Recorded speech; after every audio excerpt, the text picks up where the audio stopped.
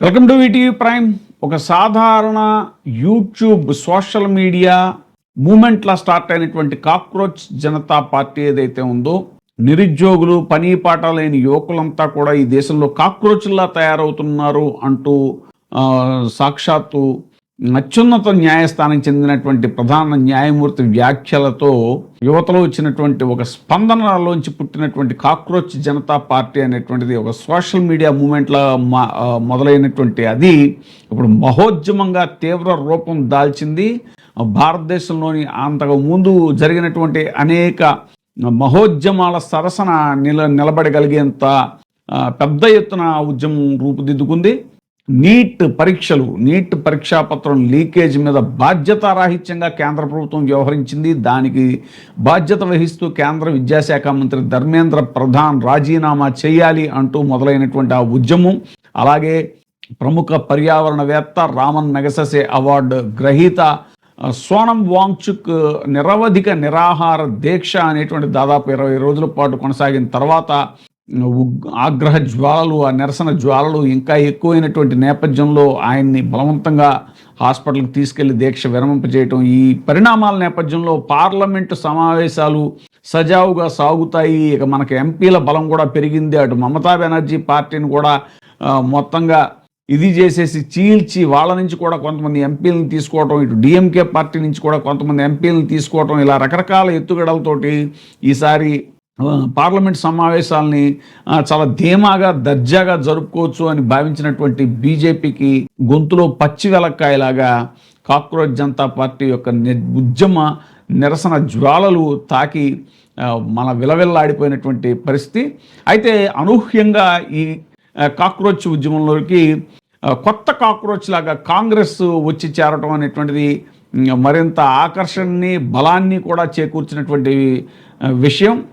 పోలీసులకు కూడా ఏమాత్రం అర్థం కాని రీతిలో అనూహ్యంగా రాహుల్ గాంధీ ఉద్యమంలోకి చొరబడటం అనేటువంటిది, కాంగ్రెస్ శ్రేణులు చొరబడటం అనేటువంటిది ఏమాత్రం జీర్ణించుకోలేకపోతుంది కేంద్ర ప్రభుత్వం. చాలా అనూహ్యంగా ధర్మేంద్ర ప్రధాన్ దగ్గర మొదలైనటువంటి ఆ డిమాండ్, రాజీనామా డిమాండ్ ఇప్పుడు తారాస్థాయికి చేరుకుని ప్రధాని డిమాండు, అలాగే హోంమంత్రి అమిత్ షా రాజీనామా డిమాండ్ వరకు వచ్చింది అని అంటే ఏ స్థాయిలో కాక్రోచ్ ఉద్యమం అనేటువంటిది తీవ్ర రూపం దాల్చింది. దానికి కాంగ్రెస్ కూడా తోడవటంతో అగ్నికి ఆజ్యం తోడైనట్టుగా మరింత బలంగా ఆ ఉద్యమం ఊపందుకుంటోంది అనేటువంటిది ఇప్పుడు ప్రస్తుతం జరుగుతున్న పరిణామాలను బట్టి మనం అర్థం చేసుకోవచ్చు. ప్రధాని నివాసం ముట్టడి, పోలీసుల దమనకాండ, నీట్ యూజీ ప్రశ్నాపత్రాల లీకేజ్ వ్యవహారం దేశ రాజధానిని తీవ్ర ఉద్రిక్తతలకి గురి చేసింది. న్యాయం చేయాలని రోడ్డెక్కిన విద్యార్థులపై పోలీసులు ప్రయోగించిన దమనకాండకు నైతిక బాధ్యత వహిస్తూ ప్రధాని నరేంద్ర మోదీ, హోంమంత్రి అమిత్ షా వెంటనే రాజీనామా చేయాలని విపక్షాలు భీష్మించి కూర్చున్నాయి. ఒక వినూత్నమైనటువంటి వ్యూహంతో ఈ కాంగ్రెస్ ఈ ఉద్యమంలోకి ఎంటర్ అయింది. మల్లికార్జున ఖర్గే కాంగ్రెస్ అధ్యక్షుడు ఎవరైతే ఉన్నారో, ఏఐసీసీ అధ్యక్షుడు, ఆయన బర్త్డే సందర్భంగా అందరూ కూడా కలవాలి, గ్యాదరింగ్ ఖర్గే గారి నివాసంలో కలవాలి అనేటువంటి పిలుపుతోటి కాంగ్రెస్ శ్రేణులంతా మెల్లిమెల్లిగా ఏకమయ్యి తర్వాత అనూహ్యంగా ప్రధాని నివాసం వైపు కాంగ్రెస్ శ్రేణులన్నీ కదిలి పోలీసులు తేరుకునేలోగా, పోలీసులు వారిని అడ్డుకునేలోగానే ప్రధాని ఇంటి ముందు నిరసనకి దిగి బైఠాయించడం అనేటువంటిది పోలీసులకు కూడా అర్థం కానిటువంటి విషయం. అయితే కేంద్ర ప్రభుత్వం దీన్ని ఇంటెలిజెన్స్ వైఫల్యం అని చెప్పేసి బలంగా నమ్ముతోంది. అలాగే పోలీసు పెద్దలకు కూడా, ఢిల్లీ పోలీసు పెద్దలకు కూడా కేంద్ర ప్రభుత్వం చివాట్లు పెట్టింది అనేటువంటిది వినిపిస్తున్నటువంటి సమాచారం. ఢిల్లీ పోలీసులు దిగ్భ్రాంతిలో ఉండిపోయారు. పార్లమెంటు ఉభయ సభలు వాయిదా పట్టడంతో విజయ్ చౌక్ వద్ద ర్యాలీ నిర్వహించాలని భావించినటువంటి కాంగ్రెస్ పోలీసులు దారంతా మోహరించడంతో కొత్త ఎత్తుగడ వేసింది. కాంగ్రెస్ అధ్యక్షుడు మల్లికార్జున ఖర్గే పుట్టినరోజును పురస్కరించుకుని శుభాకాంక్షలు తెలిపేందుకు భోజనానికి ఎంపీలంతా 10 రాజాజీ మార్గులోని ఆయన నివాసానికి రావాలని సమాచారం అందించారు. సమాచారం అందుకుని నేతలంతా అక్కడికి చేరుకున్నాక అక్కడ సిద్ధంగా ఉన్న రాహుల్ గాంధీ, ప్రియాంక గాంధీలతో పాటు పలువురు విపక్ష నేతలు ఒక్కసారిగా సమీపంలోని 7 లోక కళ్యాణ్ మార్గ్లోని ప్రధానమంత్రి అధికారిక నివాసం వైపు దూసుకెళ్లారు. అతి ముఖ్యమైన హై సెక్యూరిటీ జోన్లో విపక్షాలు మెరుపు ధర్నాతో పోలీసులు తేరుకునేలోపే ప్రధాని ఇంటి బయట పెద్ద ఎత్తున బైఠాయింపు జరిగింది. నిరసనకారులు తమ చేతులను నల్లటి దారాలతో కట్టుకుని ప్రభుత్వ ఆంక్షలపై వినూత్నంగా నిరసన తెలిపారు. ఖర్గే నివాసం 10 రాజాజీ మార్గ్ విపక్ష నేతలు చేరుకుని సో అక్కడికి కేంద్ర మంత్రి కూడా వచ్చి రాహుల్ గాంధీతో చర్చలు జరపడం జరిగింది. అయితే ఆయన దానికి ఏకీభవించలేదు. ఈ ఆందోళనతో ముట్టడి ప్రాంతం తీవ్ర ఉద్రిక్తతకి దారితీసింది. పరిస్థితి దాటిపోతుండటంతో కేంద్ర సహాయ మంత్రి జితేంద్ర సింగ్, హోంశాఖ కార్యదర్శి గోవింద్తో కలిసి ధర్నాస్థలికి చేరుకున్నారు. పార్లమెంట్లో నీట్ అంశంపై చర్చించేందుకు ప్రభుత్వం సిద్ధంగా ఉంది అంటూ నిరసన విరమించాలి అని రాహుల్ గాంధీకి విజ్ఞప్తి చేశారు. అయితే ప్రధాని రాజీనామాకే కాంగ్రెస్ నేతలు పట్టుబట్టడంతో ఆ చర్చలు విఫలమయ్యాయి. దాదాపు 4 గంటల పాటు కొనసాగిన ఈ ధర్నాను చివరకు పోలీసులు బలవంతంగా భగ్నం చేశారు. రాహుల్ గాంధీ, ప్రియాంక గాంధీ, సమాజ్వాదీ పార్టీ అధినేత అఖిలేష్ యాదవ్లను పోలీసులు బలవంతంగా అదుపులోకి తీసుకున్నారు. ఈ తోపులాటలో రాహుల్ గాంధీకి స్వల్పంగా గాయాలయ్యాయి. ఆ తర్వాత రాహుల్, అఖిలేష్లను మందిర్ మార్గ్ పోలీస్ స్టేషన్ నుంచి ప్రియాంక గాంధీని ఆ తర్వాత పోలీసులు విడుదల చేశారు.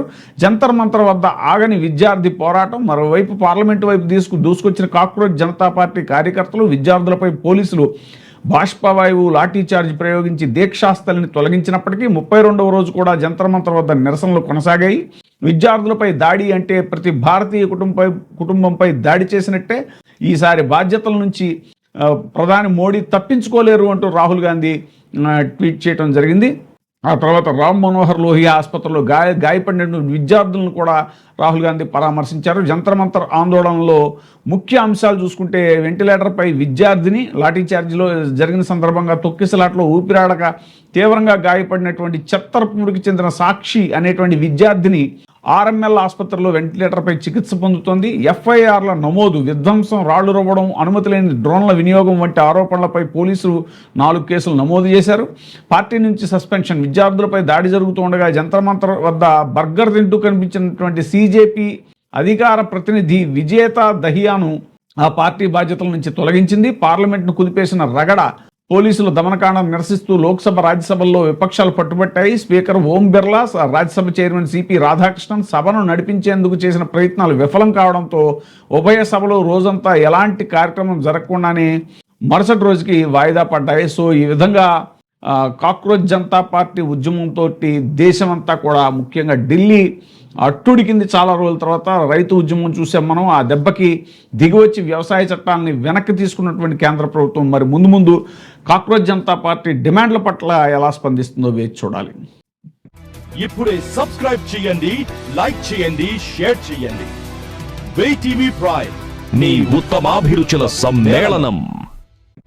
ఇప్పుడే సబ్స్క్రైబ్ చేయండి, లైక్ చేయండి, షేర్ చేయండి. టీవీ ప్రైమ్, నీ ఉత్తమాభిరుచుల సమ్మేళనం.